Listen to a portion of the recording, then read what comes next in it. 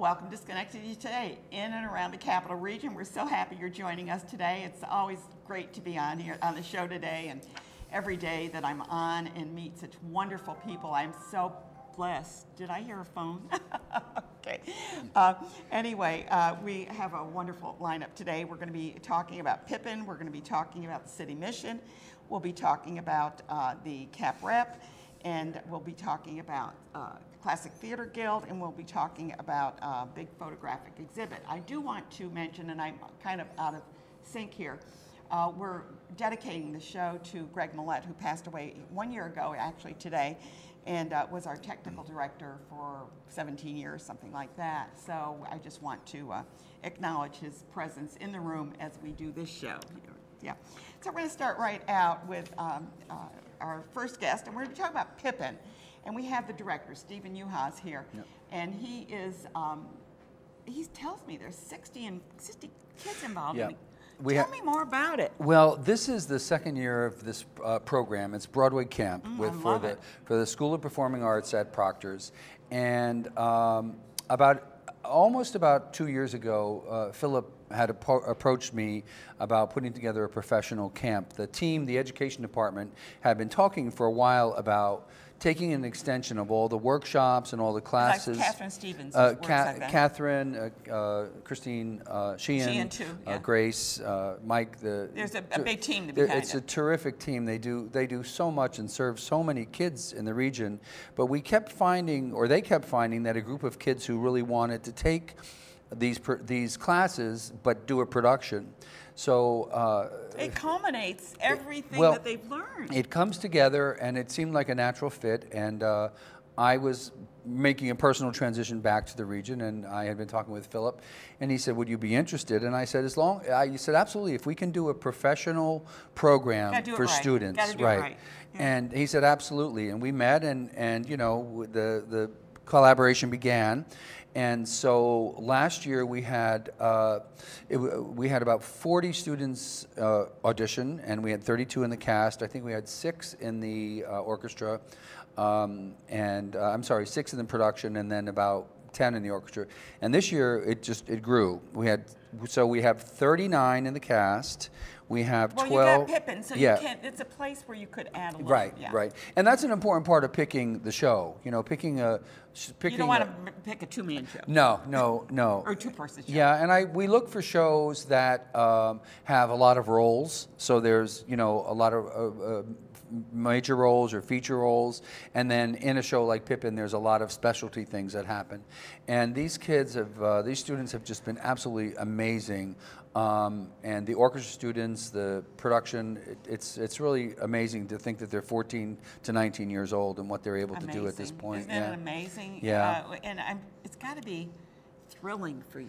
Well, I just last night I got a note from one of the actresses, and you get focused on the project and the work, and I just got this note, and it's all the reasons why we do things in life, and the growth that the students have, and the growth from last year. We have about a dozen students that came back from last year to this year, and some of them not in feature roles like they were last year. Some went into the chorus. But that makes a big actor when you can play. Well, and that's what I told them. And if they aspire to do this, like in life, you have to kind of go with the flow and take what comes on. Absolutely, because one time you're the star and the next time you aren't. So. But to see the growth over the year of those students, and then to see the growth over the last 3 weeks, it's such a joy, and it's just such a wonder to watch them. You're going to do it next year? Yeah, I hope so. Yeah. And you're thinking of a play? Well, I'm always thinking. Always thinking, as a director, you're always thinking, and part of it has to be kind of appropriate. Yes. For kids. Yeah. And it has to be appropriate, but as a educator now, and as a director and an educator, I want projects that make us think. and make us look at the world. You know, that's why theater was created. That's why literature was created. That was why art was created, because they commented on the history. So important. And it's so amazing because when you come to see Pippin, you're going to say, oh, they changed those lines because of the headlines. No, the Pippin was written 45 years ago, and it was the same thing in the headlines then. That's what's so amazing. That is what is so amazing about literature. It's like, what? Wait a minute. When was this written?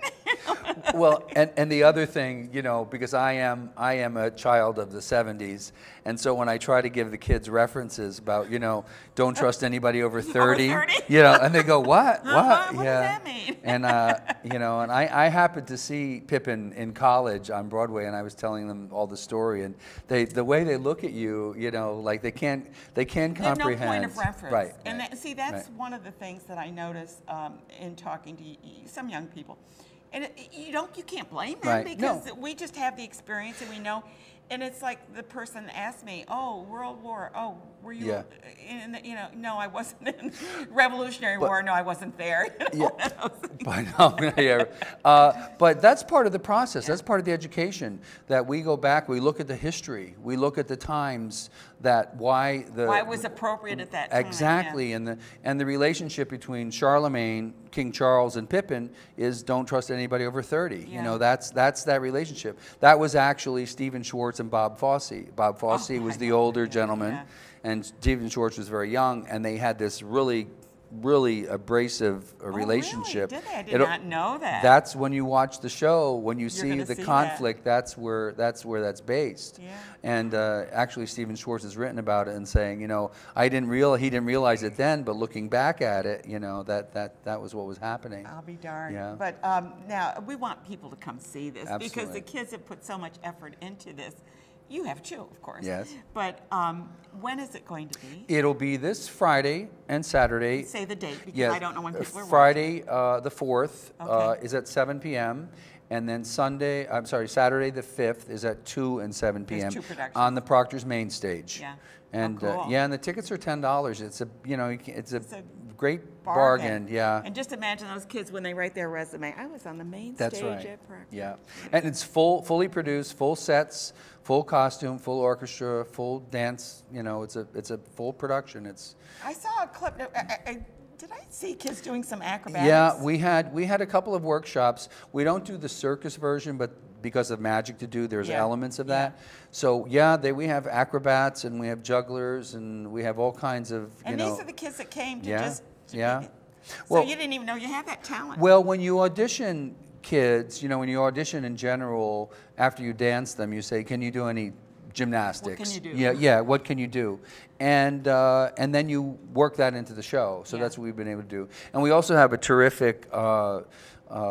My assistant, who's actually runs Marquise Circus in Troy. Oh I'm aware of that. Yes. Aaron. So he's my assistant. Yeah, so you've been on the show here. He's been collaborating with myself and with the choreographer, and so we've been blossoming that part of it. But yeah, the flipping and the juggling, and like 3 weeks ago they had no skills, and we've just found the best in them. Well, you bring out a lot, and I want to thank you. I really want to thank you and everyone else that encourages kids to step out of their comfort zone. It might be a little bit out of their comfort zone to get up there because, you know, a lot of kids can't even say 3 words on the stage. They get nervous. But bam, when they're in a production, they just blossom. Yeah, and we see that over and over. You know, when they come to us, there's that little bit of overwhelming of, oh my gosh, I'm on Proctor's main stage, and now they've come together as a company. You know, they feel very confident, and these are skills they take with them, whether they go on to the theater or not. Yeah, well, but they can take it anywhere. I want to thank you so much for being here, and he's representing Proctor's Performing Arts Camp. They got a title, different title. It's a Broadway camp, the School of Performing Arts. Yes. Right. And you can see Pippin, and for only $10, and it's like a full production. Do it, and enjoy and celebrate the kids that are doing it. This show is devoted to kids on stage because we're going to be talking about Cap Rep with their program, and also the Classic Theater Guild with their program. So we are We are just celebrating kids today. Thanks so much for being here Thank you. today. Thank you for having me. It's been a pleasure to meet you personally. Well, yeah. thank you. We're going to take a quick break, and our break is, we're doing with all our breaks from now until our 1000th show. We're going to be showing clips from the old shows. This is from 1999, Brian Melick. He's a percussionist. He was a great interview, so we're going to show you that. And then we're going to take our next guest, Mike Sacascio. Stay tuned. You really smile, and we have Brian Melick with us. Hi, Brian. Hi, Good to see you. Yeah, It's great to have you on. And I was looking at your website. It's UDU Boy, right? Udu Boy. Udu Boy. I was kind of trying to figure that one out, you know. And this is what it looks like if you go to his website. And I think we have his address up on the screen. It will come up on the screen. But there's his site. And tell me what you do, Brian. You're a fascinating man. And I heard you were with the Sundowners. That was really kind of interesting. Yeah, that's kind of past history. Yeah, past history. But I'm a musician first and foremost. First and foremost, I'm a dad. You're a dad. But no, I mean, when it comes to my career, first and foremost, you know, I'm a musician. I play drums and percussion. The percussion that I play is not orchestral percussion. It's more rural percussion, you know, hand drums and things like that. And I've seen you perform. So yeah, I just really very, and the kids are delighted. And Mike and I are just talking, so we're both Italians. We want to talk with our hands. So if we're waving our hands, you know that we're enthusiastic. We're just born with that ability, right? I love it. I love it. It's like, and I was told that when I was a kid that the reason was because Italy was kind of a all waterway all around it. Yes. Is that so many people came from other countries that in order. Oh, okay. I like that. See, I always learn when I come on your show, Ann. That's great to know. The reason that they use their hands because you could be more, you explain it. Yes. Better. Greater expression. I love that. Okay, that's the truth. Okay, so I use my hands all the time, but that's the way it is. So, City Mission of Schenectady, my gosh, every time I look, you're doing something amazing to help people with the career. You have now an office, kind of office. Tell us a little bit about that. Well, and who do you serve? Okay, well, we serve, I think people know City Mission serves people who are homeless, people who are hungry. We're providing shelter to over 100 men, women, and children every night, serving over 600 meals a day, helping children in school. 600 meals a day? Every day. Yes, so and during the school year. You must be pretty good in the kitchen. We have people who are good in the kitchen. Okay. I'm good at eating what the kitchen produces, but I can't create too much. Okay. So we do those things, you know, toys at Christmas time, coats in the winter. Those are very important things. But I think when people think of the mission, they understand people are hurting, we're there to help them. What is often overlooked is the people who come to us have great potential. They are gifted, they have abilities. And what we want to do is not only take care of that shelter, take care of that food, take care of the fact that people need good clothing, but we want to get them to see and believe that they have something special to give back to the community. And that's really what precipitated the Career Center. The stories that we hear are wonderful. I've been to some of your fundraisers, and the stories are incredible. They are wonderful, and it's really a celebration that people always have potential before them. As we say, your past doesn't define your future. It's a new day. You can build a new future for yourself. Every day is a new day. It's a new day. That's true for all of us, right? That's why it's worth getting up every morning and saying, doesn't matter what happened yesterday, I can do something new today. Right. That's an everyday message at the mission. And if people see things like our Downtown Ambassadors program. I love your Ambassadors Isn't program. it a great program? And you know, they're serving others. Say, they are just so friendly, so nice. Right. And please, if you see an ambassador with their red eye, just thank them. That's the most important part. Thank them. Yes. Yes, these are jobs for people. The thank you is the best gift of all, because people, they're entering the workplace, they're learning to give back to the community, and every thank you that they receive tells them, I have something to offer. Right. I'm going to keep and on I'm growing. Appreciated. Yes, that's right. And we all need that. Yeah. So that kind of got us thinking, how do we showcase the fact that the people we serve, yes, today they may need assistance and help, but how do we help people realize that they have gifts that are going to allow them to help others? So that really is what precipitated opening a career center, saying we want to do this more earnestly, more intentionally. And they may have to morph the career that they had in the past right. that kind of brought them down, or something happened. Something happened in their life that put them in the spot that they're in right now. Correct. So here they are. What do? They need to, maybe their skills aren't, they just don't work right now. They need to learn some computer New skills. technologies, New technology, sure. exactly. Right, it's a new economy, so we want to prepare people for today's workplace, and there's been a lot of changes. So that's what the Career Center does. It may be computer training, it's certainly teaching life skills and work skills, and really saying to people, not only how do you succeed at work, but how do you become a blessing for your supervisor, for your boss. Yeah. It's about celebrating mutuality. A job isn't only a place where I get paid, a job is a place where I get to contribute, where I get to help a company be more profitable, I get to help a community grow. One of the great win-win opportunities we have in our community is the more people we get to work. Right? That's good for business. Every business owner will tell you, yeah. I need good people. Good people. Right? People Dedicated need jobs, people. and communities need people who are excited about work and career. It's also a great message for our children that even if you're going through struggles right now, we see you as being talented, being gifted, being really God has a purpose for your life, and we want to help identify that, celebrate it, and watch you benefit our community. And you know, it's not just men, you do women and Yes, children, absolutely. and you have children's programs to We do. help.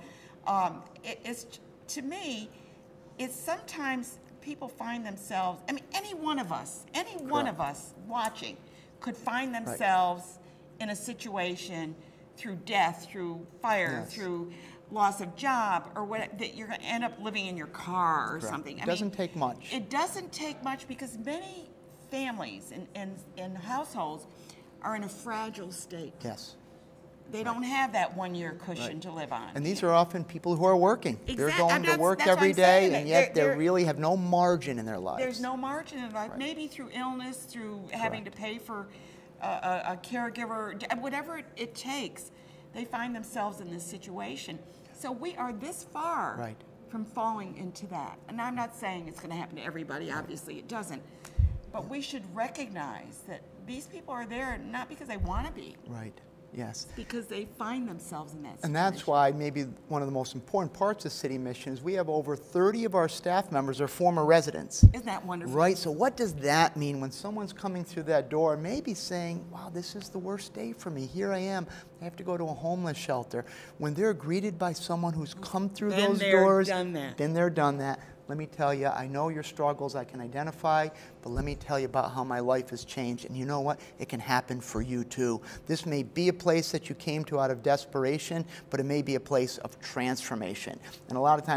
And you do transform, and they move on. They move on, and they go and they make their way, always though, always remembering, people helped me when I needed it. The best way to say thanks is to go help somebody else. Pay it forward. Pay it forward. Keep paying it forward.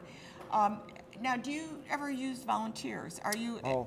Well, I mean, last year. Let's ask people to help. We always need volunteers. Last year at City Mission, we had about 33,000 hours of volunteer service. So if someone's interested, all they have to do is go to our website. It's really easy, citymission.com. There's a tag that says, how can I help? You click on that tag, and it shows you how to You'll enroll. take money, but you'll also take hours, right? We will always take both. We never turn down either. And really, volunteers are what makes the mission work. We always say at City Mission, volunteers aren't the icing on the cake. They are the cake. Right. So we need them, and we're blessed that our volunteers go from senior citizens to elementary school children. That's what builds community as well. Yeah, it's always a pleasure to have Mike Sicascio on. He is a dynamo, and he's received so many awards for his work in our community. And I do applaud everything that you do and what you do for people that I've known have found themselves in a situation that, Thank you, Ann. and the stories that come back are just marvelous. So keep doing what you're doing. Well, it's friends like you that make it possible. The opportunity to be on your show, celebrate, and we're excited about September 19th and 1,000. I can't wait for that, so congratulations, Ann. It's going to be a big thing. We got bands and we got all kinds of stuff. It'll be great. It's going to be a great show. We're doing 2 shows that day. We're going to be doing looking forward as well to look at what the future of Schenectady and the environs is going to be, and maybe you're part of that. I don't know. Okay, would love it. So we're going to take a quick break, and now we're going to go over to Cap Rep and find out what they're doing with kids. And you'll be able to see a little bit more of Brian Malik. Stay tuned. museum directors that have approached me on live performances and have asked me if I would come into their facility and do a workshop. Okay, now we do know that, and I think we put up on the screen somewhere, Chris Mason is the one that does your bookings for that. Yeah, Chris Mason is a wonderful, I can't say enough about Chris. Most importantly, besides behind the scenes, is what she does is, I could keep you here all day. But what she does for me in a personal contact way is very, very, very vital and very important, and that's that because I'm in and out of town a lot, Chris is my contact person, and she knows my itinerary, she knows my workshops, and she also knows, she's even actually, I have a situation coming up very soon where I'll be going to the Blue Mountain Lake area. Oh, that's a beautiful area, the museum up there, the Adirondack. Well, carrying on with our theme, it's celebrating young people. I don't want to say children because they aren't. I mean, I guess they're young children, but they're young. They're young people. They're right? young. They're definitely young. And theater, of course, is one of my loves, passionate love of theater. And at Cap Rep, they do a summer program for kids as well. And we've just talked about Pippin at Proctor's, and now we're talking about the Cap Rep, and after this we'll be talking about Classic Theater Guild, which is also doing a lot with young people. But right now we're talking about new plays, which brings me to Margaret is with me. She's the director, and in between we have Morgan, who is a playwright, and we have an actor, Nini, at the end. But first of all, I want to ask the playwright, whatever possessed you to start writing plays? I mean, this is fabulous. I always really liked writing, and then in September of last year at school, there was like this whole school playwriting thing, and so Playwriting 101. Okay. It was like it was kind of like this, we were gonna do a bunch of short plays for the theater at my school. So I wrote a play for that. And now, what is a short play? Is that 20 minutes? 10 minutes. 10 minutes. Okay, very short. Okay. Yeah. And then later, a couple months later, I heard about this, and I decided that I was just going to do it again, and then it worked out. Did you submit one of your older plays, or did you write a brand new one? Brand new. Okay. Excellent. Where does she get her theme? Where do you get your theme? I don't, I was thinking about what I could write and everything, and what was really creative and cool because I wanted it to stand out. And then I thought about time travel and all the cool things where someone has to go and save someone. And so that's really where the idea came from. Ooh. I decided to write about someone having to save someone in the future. There. Yeah, fun. And are you in her play, Nini? I am not in Curiosity Killed the Cat. Okay, but you're in another play. Yes, I'm in 3 other plays of 3 other of the 6 plays. Well, you're an ambitious lady. I am in The Convoluted Life of Jasmine Blossom, Familiar Faces, and The Sidekick. Yeah, they're really great plays. I'm excited about them. We actually have, right? Yeah, they're all 10-minute plays, our contest. So this is a culmination of 2 different programs at Capital Rep that are part of the School of Performing Arts, the giant umbrella. And one is our Young Playwright Contest, which Morgan was a part of. And we had close to 30 or 40, I can't remember the exact number right now, submissions this year. Yeah, from young playwrights in the Capital Region. Yeah, it's amazing. I'm so excited. And we had a reading of the top 10, the 10 that rose to the top of all of our reading committee. It's and probably then from difficult that, to find 10. My God, yeah. No, it wasn't. This year were so many amazing ideas. That's what I mean. It was difficult to pick just 10. Oh, yes, to pick just 10 and then to solidify that down to 5. So we snuck another one in when we picked 6. Okay. So we're doing 6, and then our Summer Stage Young Acting Company comes together and performs the plays. So you're part of the Summer Stage acting. Yes. Oh, I am. The 6 playwrights wrote. And they range in topic. We have time travel, Morgan's play about time travel, Curiosity Killed the Cat. And then we have a play about autism. We have a play about a transgender teen. We have a play about superheroes. We have a play where everyone is a state of being or an emotion and what that means when they all get in a room together and interact. And I'm missing one. What's the one I'm missing? Familiar faces in a grocery store. Yes. What happens when you bump into your teenage crush when you're in your mid-20s? Do you get that second chance or maybe that first chance? I don't know. We'll find out. Yeah. All we have to do is go to the play. Yeah. And these are all free. They are free. It's 4 free performances from August 10th to the 13th. They vary in times. The 10th and 11th are at 4 p.m. The 12th is at 11 a.m. and the 13th is at 6 p.m. Well, and they're all but free. you're also doing Mamma Mia. So We how are. are you doing this? I mean, That is a great question. I think so because I saw the stage. Yeah, the stage is all encompassed in Greece. So we worked with a variety of professional designers. Ken Goldstein, who works at SUNY New Paltz and has directed at Capitol Rep on a number of occasions, used the color scheme and some of the things that were happening in Brian Prather's Mamma Mia set, and they both knew this was happening. And when we said Greece, we really mean the country, not Yes, Greece. right. Not Greece, Not the musical. Yeah. Right. So they worked. He worked with Brian Prather's set and constructed sort of a framework for Summer Stage to work within, based on what was already there. Well, that's so we're smart. using That's some just of their smart. yeah, That's we're just using smart. some of the Mamma Mia stuff and some of our own stuff, but all designed to look like our world That and it the world belongs. we need It all for belongs, yeah. which is kind of cool because we already have 6 different plays that take place in 6 different locations. So.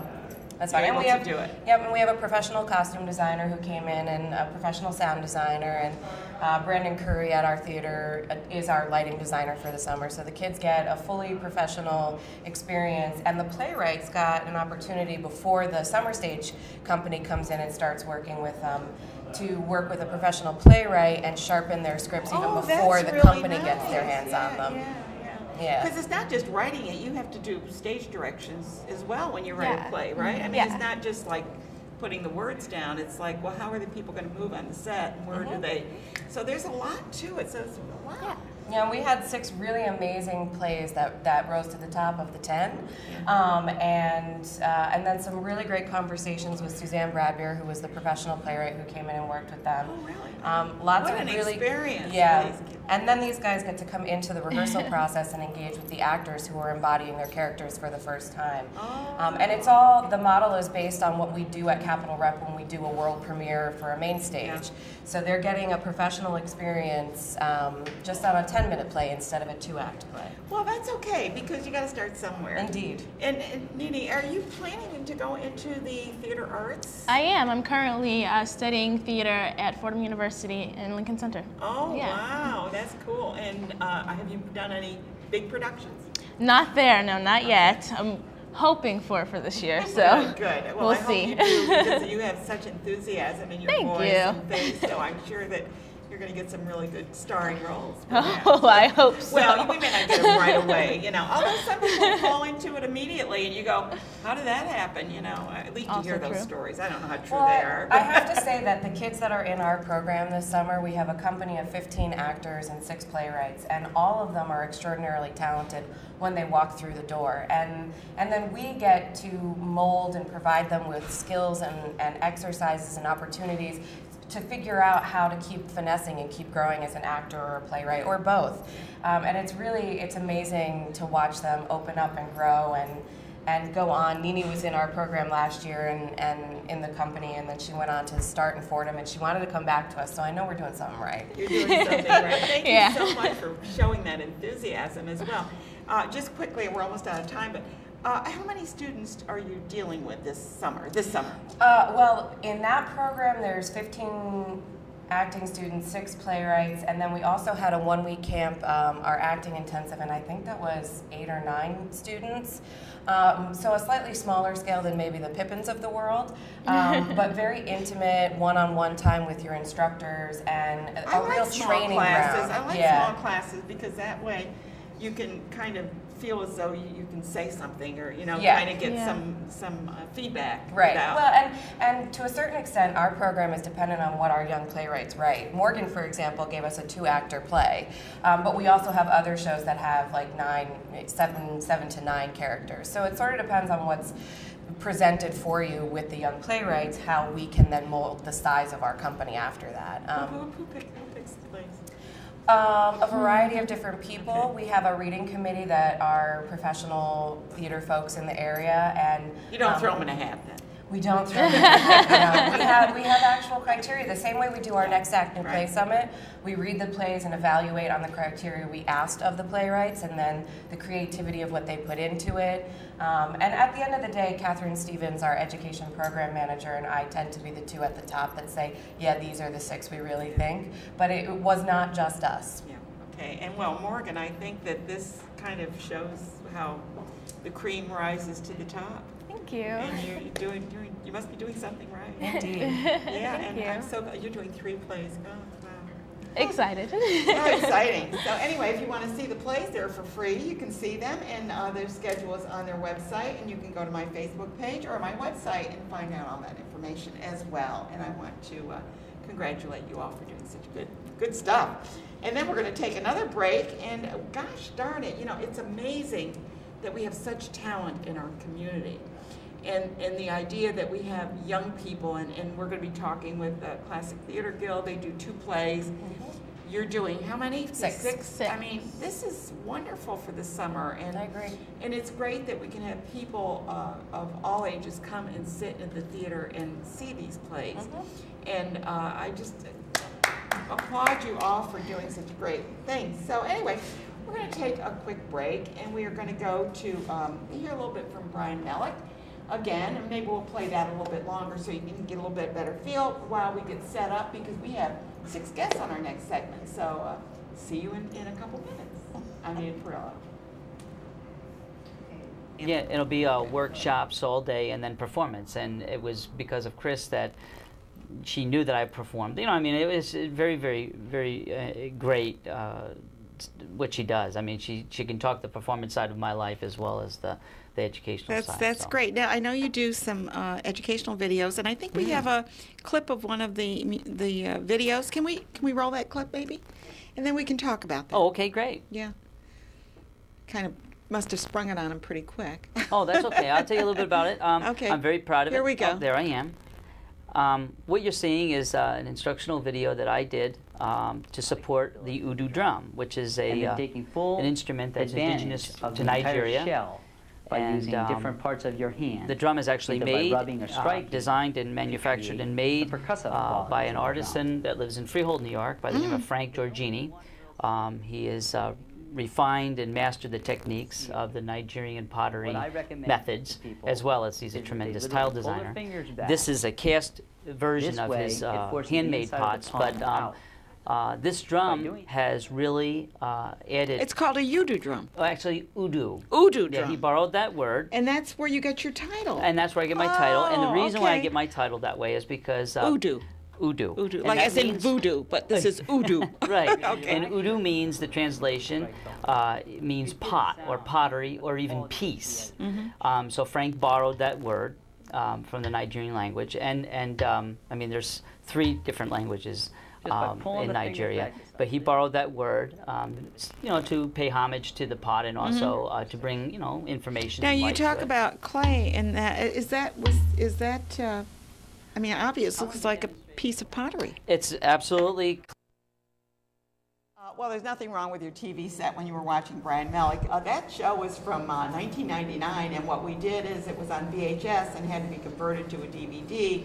So, there's a little bit of a loss, but anyway, you get a feel for the fabulous guests that I've had on in the past. But I have fabulous guests on right now, so this is really good. Right next to me, I have Julia Jaster. She's been on the show before. She is the author of Robin Hood? Mm-hmm. The writer and director. The writer, yeah, we're going to talk more about that. Phil Bruns he's a director too, and you're doing Shakespeare. You like Shakespeare, don't you? Oh, yeah. Yeah, good. Why not? Who wouldn't like Shakespeare? The Bard. He just knew just how to write those words. Oh, right? yeah. Love's Labor's Lost. Love's Labor's Lost. Yes, and I had to put 2 apostrophes in there. Is it loves? Wait, well, I had to look at that twice. And is it always spelled O-U as the? It differs. It's English? Yeah, it's O-U, and ours is O-R. Just there's no U. So. There's no U in it? Then why do I have U in mine? Oh well, it's the way it is here. So I never know what I get. So, and then James Monses, is that correct? Yep. Yeah, Monses. Monses. Yeah. Right. Yes. You're an actor. Sure. And are you doing the Shakespeare, or are you doing? Yes, I'm part of Love's Labor's Lost. Love's he plays Labor's Custard. Lost. Yes. The fool. I'm the clown. I am the clown. clown. Yeah, Well, it's a better word than fool. yeah. And then behind me, I have 3 young actors. And we have, right here is Maria. In the middle, we have Taylor. And at the end, we have Gwendolyn.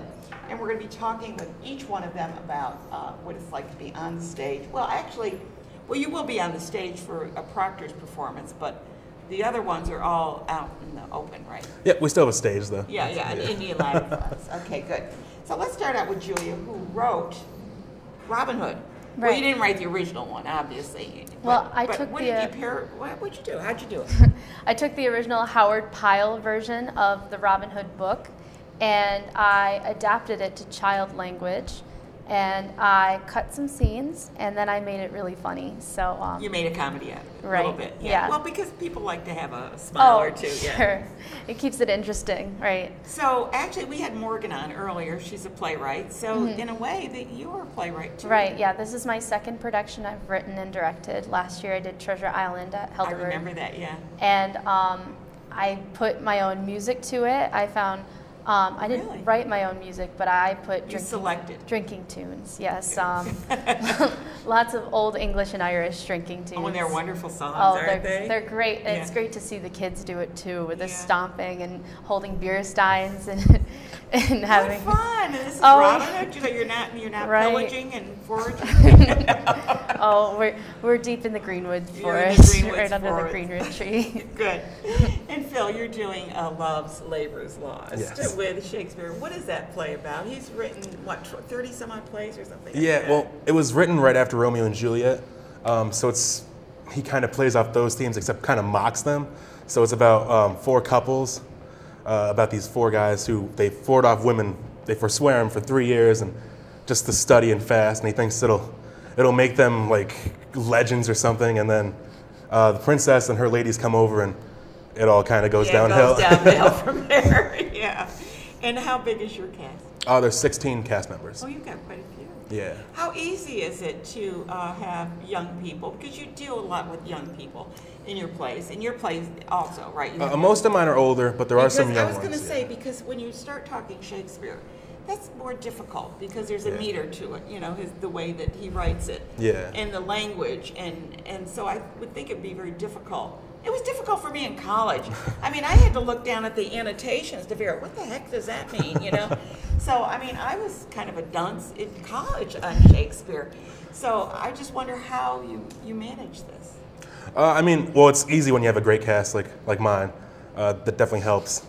But I mean, you still have to look up some of the meanings of the words. I know, some of them are just so dated. What is that? Yeah. But luckily, there's a text on the other side of the page. Oh, okay. So it was pretty easy. Yeah. And how long is, well, first of all, let's back up. How long is Robin Hood? An hour. An hour. And how long is it? About 2.5 hours. It's one of the shorter Shakespeare plays. I know. And how many people are dead at the end? That's always the question. Only one, but you never see him die. So. It's funny, I took a course and we did Shakespeare, and one of the last questions on the test was, how many people survived? This is I'm in Hamlet. How many people survived at the end of Hamlet? And it's like, oh my God. You lose track. I lost track of who was alive at the end. But anyway, so we have down at the end, we're going to learn from James a little bit about how long you've been acting, James. I guess you could say I started in high school. We did, the high school musicals, not the literal high school musical.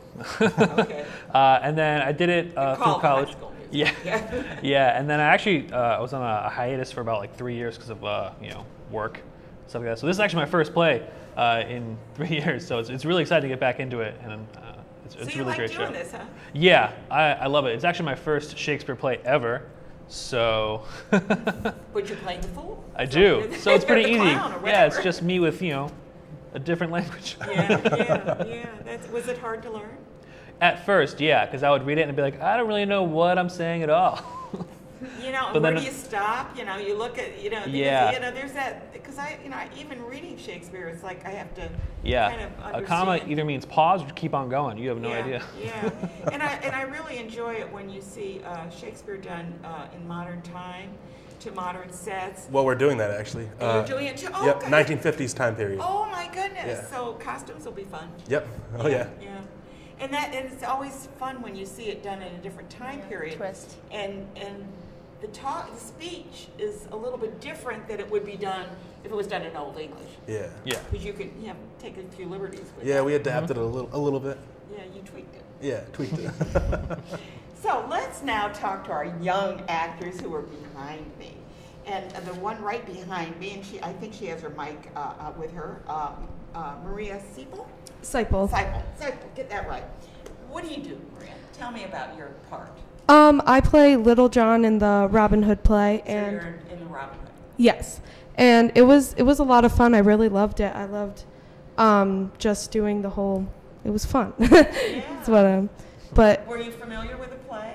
Yes. I've seen the movie. I've seen like different adaptations of it. So I loved Julia's adaptation of it. She's done a little bit different, huh? Yeah, it was Made really it more funny. Fun? Yeah, like definitely. Those drinking songs, huh? What are some of the drinking songs? Do you remember the names? I remember a few. There's like the Rattling Bog song, which is a lot of fun to do. I know everyone loves that song. Yeah, it's very funny, fun. and everybody kind of gets into it, right? Yeah. It's so much fun when you do that. How long have you been acting, Maria? I've been acting for quite a few years now. I really love to act. Yeah, I'm sure a long time. Not that long, but time for you. Okay. And I was just in Huck Finn. I do acting and some other places, but this was definitely a nice thing to do over the summer. We have such great opportunities in our community. Yes. In the Capital Region, we have so many theater groups that you can morph into, go from one Definitely. as long as it fits into your schedule. So why don't you pass your mic over to Taylor there, and we have Taylor Steele. Is that it? Yes. Taylor, can everybody get a good shot of Taylor there? I didn't know how. Yeah, there she is. Good. We got you right on screen. I never know with the way people are sitting. How long have you been acting, Taylor? Well, this is my second year acting. Really? What was your first year? What did you do in your first year? My first year was in kindergarten, and then first grade and second grade I just didn't have any time. Oh, yeah. So, sure. And then I came back to acting this year. Well, that's wonderful. Now tell me, you're in Robin Hood, right? Yes. You like it? Yeah. Yeah. Do you know anything about Robin Hood? Now you do, right? Yes. Yeah. And what's your part? I play Maid Marian. You are Maid Marian. Oh, aren't you the lucky? She was very lucky gal. She was fetching, right? Is that the word? Would that be the right word? Oh, that's the right word. Oh, yeah. I'd agree with that. She was fetching. And do you like acting? Yes. Yeah, I think you're on to a career. There's lots of places you can act in our area. You know that, right? Yeah. You got your mom and dad are pretty good at getting you there? Yeah. Good. Okay, why don't you hand your microphone over to Gwendolyn here. Gwen, hey, you're way over there, aren't you? Yeah, and you have to put your mic a little bit closer to your mouth. Okay, that would be perfect. Tell us about your part. I'm Ellen in The Farmer's Wife. You're the farmer's wife. And Not the daughter, Ellen. right? You're the farmer's wife. Okay, and? Ellen. Ellen, and that's in Robin Hood, right? Yeah. How long have you been acting? This is actually my first time. Your first, this is your maiden voyage. This is wonderful. Do you like acting? I think it's fun. Yeah, and do you have trouble learning the lines? Sometimes when I get nervous, I forget them and stumble. But It's awfully easy to do that because sometimes you're listening to the other person and then you forgot where you are in the play, right? Yeah. But you're doing pretty good with it, right? You're off book, you're ready to go. Yeah. Tell us about your part, Ellen. The farmer's wife. Tell us about Ellen. Ellen is the farmer's daughter. Farmer's daughter, okay. And I am supposed to marry Sir Stephen, but I do not love Sir Stephen. So Robin actually helps me marry Alan Adele because he's my You're getting an one true love. education. She in love's labor's lost. She's promised to someone she does not love, and then she Oh. marries her one true love. Oh, yeah, we got to marry our one true love. Remember that. Remember that. Marry your one true love. But first, we want to let everyone know how they can see these fabulous plays and these wonderful actors, all of you here. Tell me, this is at Indian Ladder Farms. And where's that located? In Altamont. Altamont. Oh, that's all we need to know. Okay. It's Altamont. I mean, so they know roughly what the area is. In the Helderbergs. Yep. And when are the plays? Who's going to answer that? Well, our shows are different times. Yeah, I know. So, That's what I think it's great that you kind of alternate, play off each other. Yeah. My shows are August 3rd at 7 o'clock, August 6th at 2 o'clock. You got it written down. I love it. Actually, I have it written down too. August 8th at 7 o'clock, Right. August 11th at 7 o'clock, and August 13th at 2 o'clock. 2 p.m. And then we have a gala the 19th. at the 19th at Proctor's upstairs in the Fenimore Gallery. Fenimore Gallery. That's Good. right. Okay, and then you're gonna. It's a fundraiser, so they're gonna go to see both plays, right? Because the first one will be Robin Hood, right? Is that correct? And then a break with Beverly or whatever it is. Right. And then they go for the 2.5-hour one. Yep, at 6 o'clock at Proctor's. Right, and then I see that you have a different schedule. Do you want mine? You want mine? Oh, yeah. He knows mine. He didn't rewrote them on his hand. Listen, I have done that. I know exactly what you're doing. The 4th at 7 o'clock, the 6th at 5:30 after their show. Okay. And then the 9th So you're and the doing 10th. 2 on 1. Yeah, that's really something. Yeah, Sundays are both of our shows, so Yeah. you can come check out both. And then the 9th and the 10th at 7 o'clock, and then the 13th at 5:30, and then the Proctor's Gala. And these are free as well. Yep, the Indian Ladder ones are free. Should they bring their own chairs or? Yeah, a blanket or a chair, and probably some bug spray. Bug spray Yeah. for sure. I know. Well, you're in the area where you're going to find a few yes. bugs. So anyway, we want to encourage you to go see these plays. They're free, number one. And number two, perhaps what you're doing is bringing your kids so they can be exposed to this. So that maybe next year they'll be like Taylor or Maria or Gwendolyn. And actually, the reason why I did Robin Hood was because I asked my last year's cast who knew the story of Robin Hood, and I only had about 2 or 3 hands. So I was just taken aback by that because that was one of my favorite childhood stories. As a kid, yeah. Really, you learn a lot of lessons. Actually, There's a lot of lessons in that. Right, yeah. We were just talking the other day, my cast and I, about what the moral of the story is and what you can learn from it and how you can take that and you can use it in your everyday life. Yeah. And so we were having a discussion, class discussion almost. It was really done great. many times in film, and the Errol Flynn, which is probably nobody ever sees anymore, was really what they used to call swashbuckling. You know, right? They were just flying all over the place doing it, right? So important for people to know the classics. Absolutely. Shakespeare, along with the classics tales. And that's why you're called Classic Theater Guild. Of course. There you go. Every year, every summer we do classics. Have you picked out your place for next year? I'm still thinking on it. Oh, okay. Oh, this is so exciting. I'll be writing another one. I'm sure you will. We've been speaking with, Julia Jaster, she's a director, and also with Phil Brunson, who's director, and then the actors, which is wonderful. As I said before, I am just always thrilled to bring actors, young actors especially, knowing that they are going to be the next generation that's going to be on our stage and will support the arts, which is another part of it. When I usher at Proctor's and I see young kids coming in with their parents, I always say, bravo. I'm so happy that you're bringing your kids to see productions in live theater, which is a lot different than watching on TV. Yeah. You can't be on the phone at the same time. It doesn't work that way. So anyway, check out Love's Labor's Lost and Robin Hood. Bring your kids, bring your parents, bring your relatives, bring the dog. I don't care. Anyway, but come and enjoy the day in the evening. So you've got all that information. You can go to their website to get all the details, or you can go to my Facebook page or to my website. All that information is still on there, so you can get it. Many ways to get it. Thank you all for being here. Thank you. Pleasure. Good. We're going to take a quick break, and when we come back, we're going to learn about a photographer who passed away, but he's from Schenectady and has some really interesting photography. Stay tuned. And like I said, this is a cast version of his handmade pots. The actual handmade pot is done. I'll say this in brief because I'm no specialist. Frank is the master, but I've been fortunate enough to be been around Frank, and I've seen the method. They start with a slab of clay that they beat down with a rock to create a bowl, and then from the midway point up to the profile that the artist wants to create is all coils. So it's hand built and not. And then you make the coils, and then you smooth the outsides of the coils. Right, and it's a drum could take up to a month to make. This form, Frank wanted to make them accessible to the public in a range of financial range, as well as with these particular drums, he was going for the more contemporary approach of the musical instrument side, which is to add additional holes for lavalier microphones. Oh, okay. So for individuals like myself, to perform like this evening, I'll be performing with Maria Zemetkowski here at Freedom Park.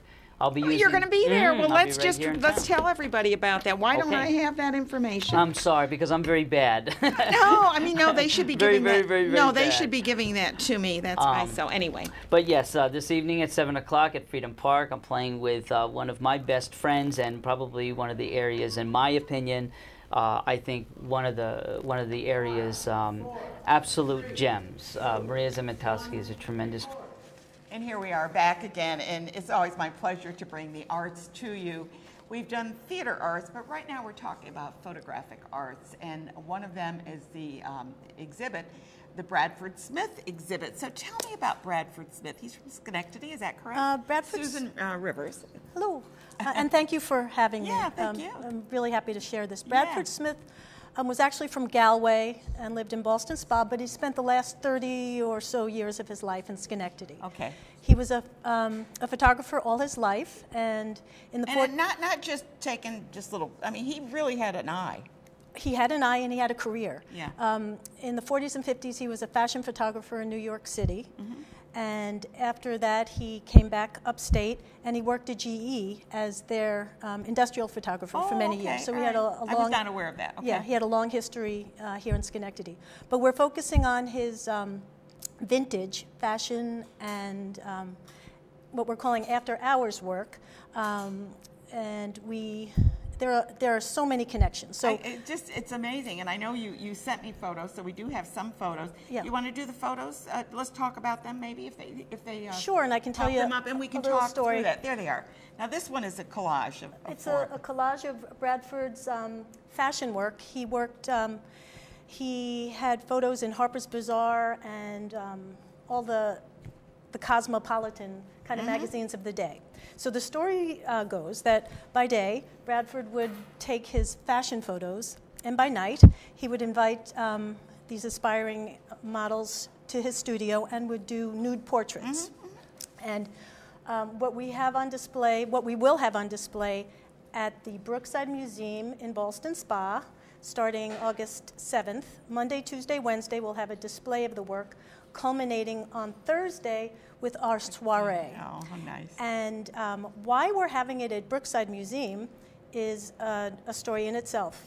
Bradford tells the story of coming home after a hard day of work in New York City and taking his photographs, and there's a big police presence around his home. And he says, "What's going on?" And somebody says, "Well, look up." And he looks up, and there are children jumping rooftop to rooftop. And he looks and he says, "Uh-oh, those are my kids." Oh, so, no, oh, no. So he packs up the family and moves back upstate. He was from Galway, farm in Galway, loved his upstate New York, and moved to Ballston Spa and bought the home, which is now the Brookside Museum. Oh, okay, so that's the connection. That's the connection with the Brookside Museum. And we're going to be staging it, a fashion runway. We're going to have his fashion work, and then we're going to have a very discreet display of his after-hours work, his nudes, behind curtains, and it's going to be a lot of fun. And proceeds will benefit the Brookside Museum. The building needs a lot of help. Yeah. And but proceeds this is a will way of benefit raising money and to honor an artist. And you know, a lot of times when we talk about art, we think about oils and acrylics and pencil and charcoal, but photography is an incredible art form. Oh, and Bradford and I met about 10 years ago. So you met him? Oh, yeah.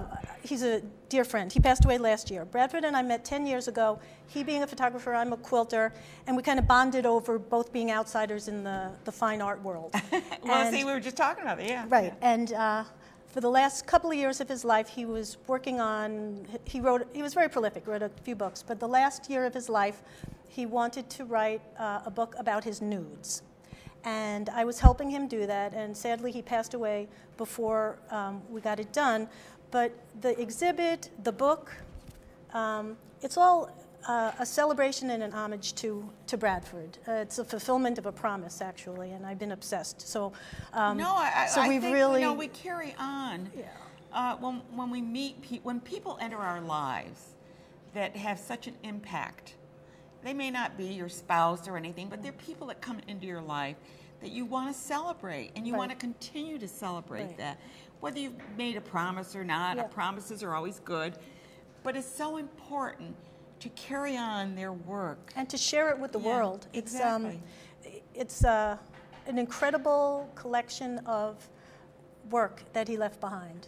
And it's never been shown before together. Really? Well, he's had several of his pieces have been shown. Well, this is commercial art, so you don't think about an exhibit of commercial art. Well, it's his fashion work and his nude work. Yeah, never been shown together. No, but I'm just saying that when you look at fashion work or their commercial work, things that he gets paid for to do for, whatever, Chanel or wherever, Coco Chanel or whatever.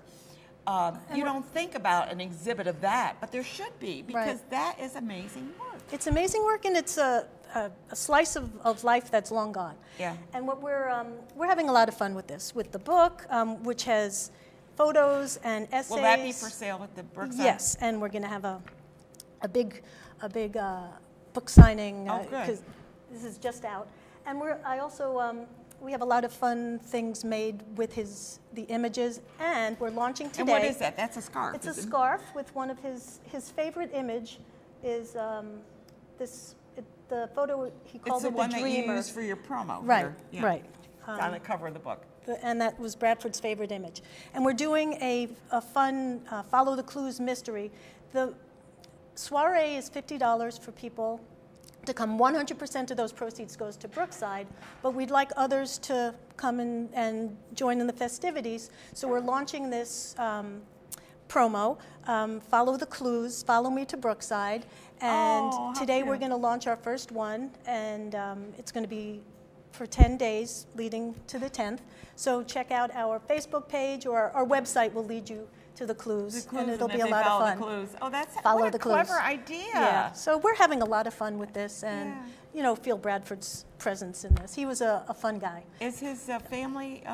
Does he still have family here? Yes, he has family here. His brother Donald will be there. His daughter Brenda, who lives in California, Donald and Brenda both wrote pieces for the book. Okay. They will be here, as well as other family members.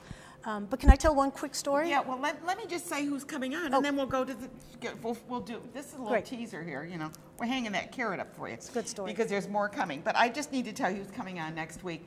Empower Ethiopia. This is really a very interesting group. They will be here. I Remember You fundraiser, which was an Elvis tribute to raise money.